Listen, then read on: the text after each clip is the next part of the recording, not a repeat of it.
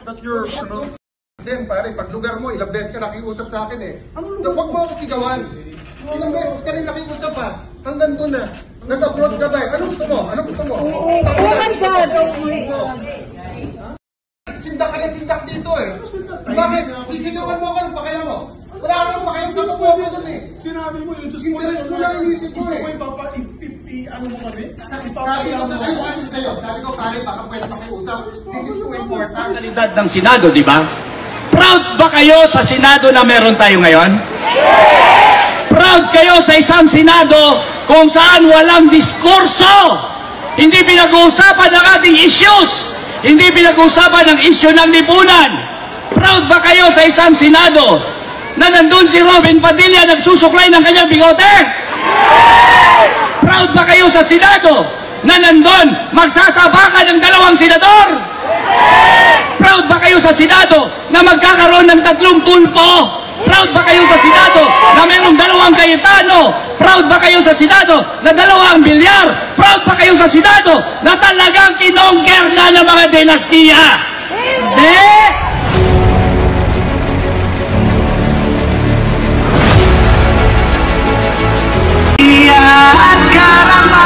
Mga manggagawa, magandang gabi!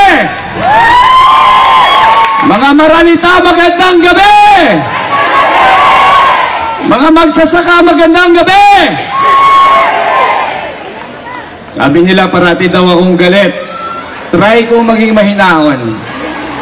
Baka sabihin nila, si Atty. Luke parating galit, yung nag-introduce sa kanya mas lalong galit. Ngayon, kahit pag-usapan natin si Marcos, pag-usapan natin si Duterte, susubukan ko maging mahinahon. Sabi ni Bongbong Marcos, pinabili lang daw tayo ng suka, tapos nagkaroon daw tayo ng COC para sa senador. Tagahatid lang daw tayo ng suka. Papayag ba kayo na tayo'y minamaliit ni Bongbong Marcos? Imaginin mo, ang gusto niyang sabihin, ang maganda lang botohin ay ang mga tulad ng mga senador niya. At tayo ay walang silbi, walang kwenta at tagabili lang ng suka. At gusto kong sasabihin kay Bongbong Marcos, makapasok lang kami ni Gagliotti sa Senado, makapasok lang si Leody de Guzman at si Luke Espiritu sa Senado, gugulong ang ulo ng lahat ng mga political dynasties. Dahil hindi kami nagbibiro. Wala kami dito para matalo tayo. Hindi kami tumatakbo para maging talunan. Yan ang gusto naming sabihin kay Bongbong Marcos. At sinasabi natin na ang pagkapanalo ay hindi imposible sa sitwasyon ngayon. Hindi imposible. Dahil titingnan mo na lang ang mga slate ni Duterte, ang slate ni Bongbong Marcos, yan ba talaga ang pipiliin nyo? Wala na ba talaga tayong magpipilian, kundi kadiliman at kasamaan? Akala siguro nila, sila lang ang umiiral sa mundong ito. Ano kami, Bongbong Marcos? Ano kami, Duterte? Kami ba'y singaw lang? Singaw ba tayo? Ang mga manggagawa, may eleksyon man o wala, lumalaban. Lumalaban para sa nakabubuhay na sahod, lumalaban kontra kontraktualisasyon, at hindi lang yon, lumalaban para sa demokrasya, lumalaban para sa mas maayos at pantay na lipunan. Eleksyon man o wala. Ang mga maralita, buong buhay lumalaban para hindi lang sa kanilang pabahay, kundi magkaroon ng lipunan na hindi naman sinasantabi ang mga maralita. Ang mga magsasaka lumalaban para mas pantay ang lipunan, at sila ang gumagawa ng kasaysayan. Sila ang gumagawa ng kasaysayan, at ang lipunan natin ay hindi magiging mas maayos kung hindi manalo ang laban ng mga manggagawa, magsasaka at maralita.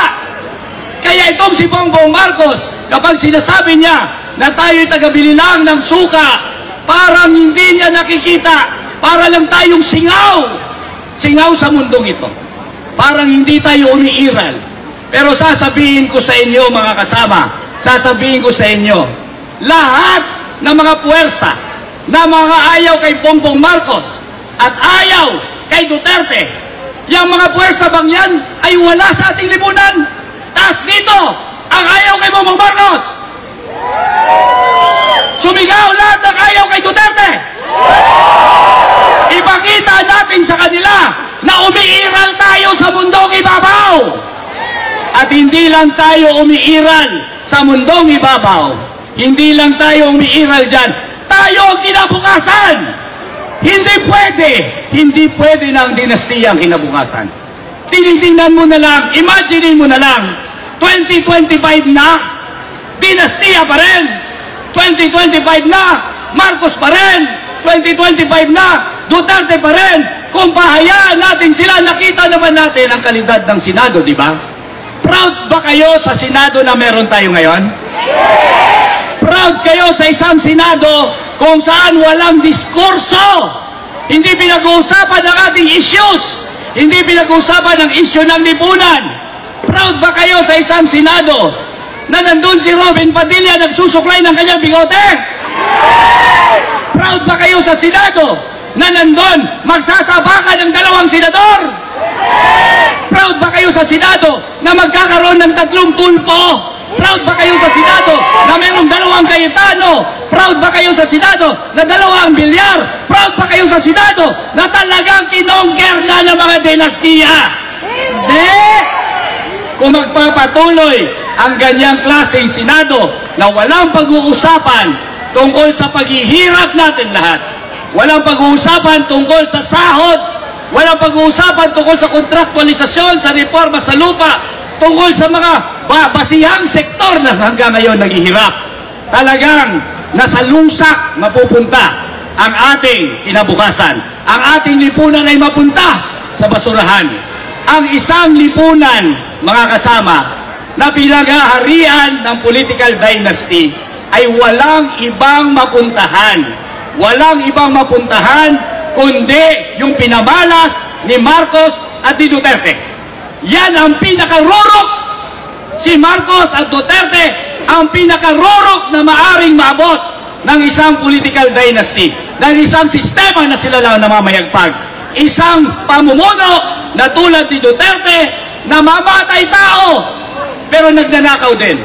O isang rehimen o gobyerno na tulad ni Marcos na magnanakaw ngunit may patayan din.